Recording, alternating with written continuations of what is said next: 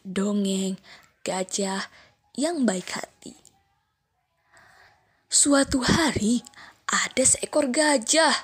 Tubuhnya tinggi, besar, dan gemuk.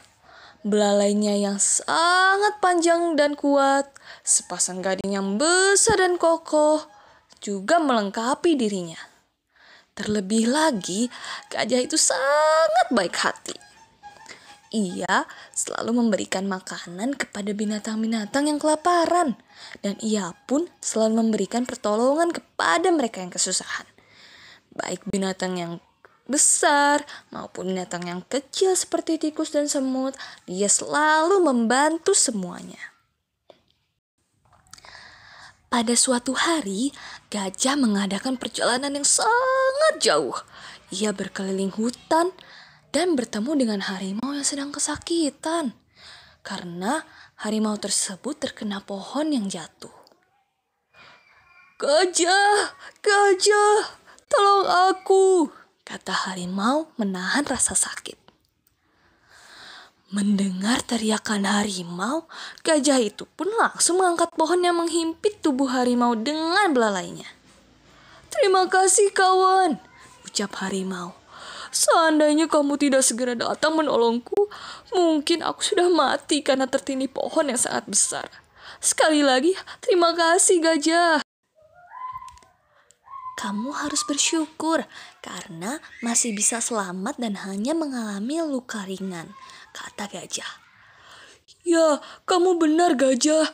Rasanya tidak mungkin ada binatang lain yang sanggup menolongku untuk mengangkat pohon sebesar itu selain kamu. Sudahlah, kita hidup harus saling tolong-menolong. Meskipun gajah memiliki kekuatan yang tidak dimiliki oleh binatang lain, tetapi gajah tetap rendah hati dan tidak menyombongkan diri. Kemudian, gajah pun pergi meneruskan perjalanannya.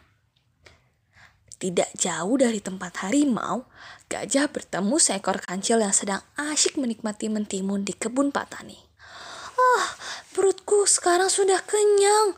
Aku harus segera mencari air untuk minum. Si kancil segera meninggalkan kebun itu. Ia berjalan ke arah sungai untuk minum. Setelah berjalan sampai di sungai, ia tidak mendapatkan air sedikit pun. Air sungai kering, sehingga tidak ada air yang dapat ia minum untuk membasahi tenggorokannya yang mulai kering.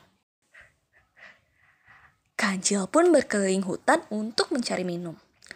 Kancil merasa kecewa karena pada saat tiba di pinggir rawa dan tepi danau, ia tidak mendapatkan air sedikit pun. Satu-satunya yang belum ia kunjungi adalah sebuah kolam besar yang berada di tengah hutan.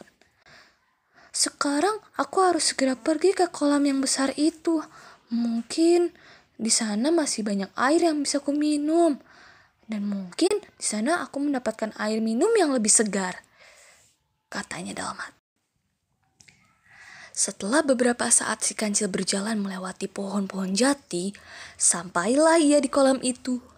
Ternyata benar dugaanku, masih ada air di kolam ini, gumam si kancil. Sebenarnya kolam itu sangat kecil dan cukup dalam ketika musim hujan. Tetapi karena musim kemarau, air kolam tersebut tinggal separuh, sehingga terlihat seperti kolam yang sangat besar. Tanpa berpikir panjang, si kancil langsung terjun ke dalam. Ia merasa sangat gembira karena mendapatkan air minum. Ia minum dengan sepuas-puasnya.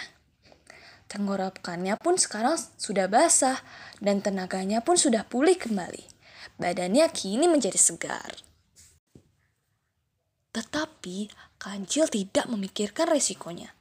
Tindakan kancil masuk ke dalam kolam tersebut merupakan tindakan yang sangat ceroboh.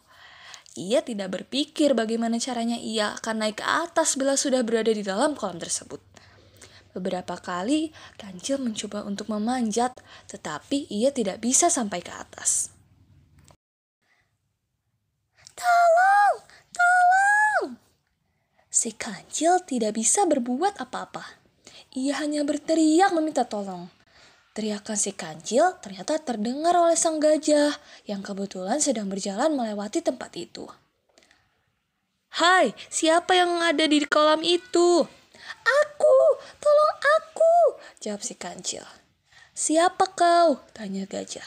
"Aku, si kancil, sahabatmu." "Kenapa kamu bisa di dalam kolam ini dan berteriak meminta tolong?" Kancil terdiam sesaat mencari akal agar gajah mau menolong. "Tolong aku, gajah, untuk mengangkat ikan ini."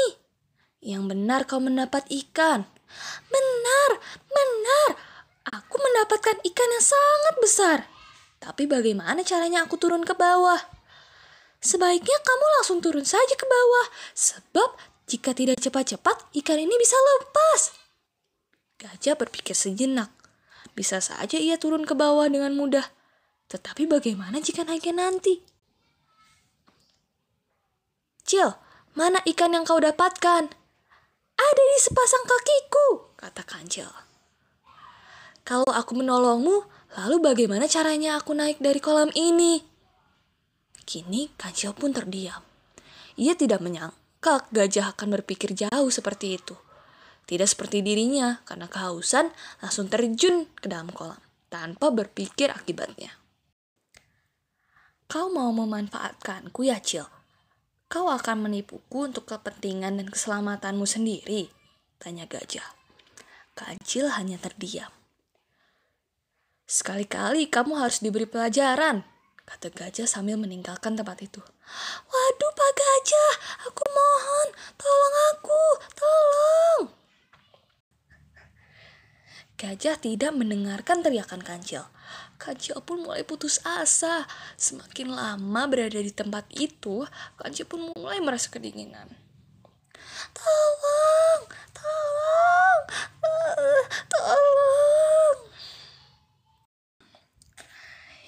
Hingga menjelang sore, tidak ada seekor binatang pun yang mendengar teriakannya.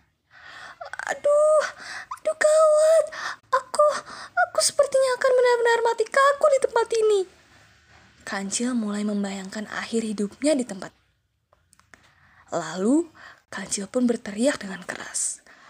"Wahai langit dan bumi, dan seluruh binatang yang ada di hutan ini, aku bersumpah tidak akan menipu untuk kepentinganku dan keselamatanku sendiri. Kecuali..." Ketika kancil mengucapkan kata kecuali, kancil sengaja mengecilkan suaranya sehingga hampir tidak terdengar lagi. Tidak disangka, ternyata gajah tiba-tiba muncul di tepi kolam. Ternyata, gajah tidak benar-benar meninggalkan kancil sendirian dan sengaja menyembunyikan dirinya. Ia hanya penasaran mendengar ucapan kancil yang terakhir. "Kecuali apa?" tanya gajah penasaran. Kancil terkejut mendengar suara gajah. "Pak Gajah, kau kembali? Kau kembali lagi untukku?" "Jawab pertanyaanku, Cil. Kecuali apa?" Kecuali terpaksa untuk menyelamatkan diri. Karena aku hewan yang sering terancam oleh harimau, singa, serigala, dan binatang lainnya yang jahat. Aku adalah hewan yang kecil." "Oh begitu," sahut Pak Gajah. "Sekarang apakah kamu sudah sadar dan akan berjanji tidak akan menipu, jahil, iseng, dan perbuatan yang merugikan binatang lain?" "Benar, Pak Gajah." "Betul." "Betul, Pak Gajah. Saya benar-benar berjanji." "Baiklah, sekarang aku akan menolongmu, Cil," kata gajah. Gajah menjulurkan belalainya yang sangat panjang untuk menangkap kancil dan mengangkatnya ke atas. Begitu sampai di atas, kancil berkata, "Terima kasih, Pak Gajah. Saya tidak akan pernah melupakan kebaikanmu ini." Sejak saat itu, kancil menjadi binatang yang sangat baik. Ia tidak lagi berbuat iseng seperti yang pernah ia lakukan pada beruang dan binatang-binatang lainnya.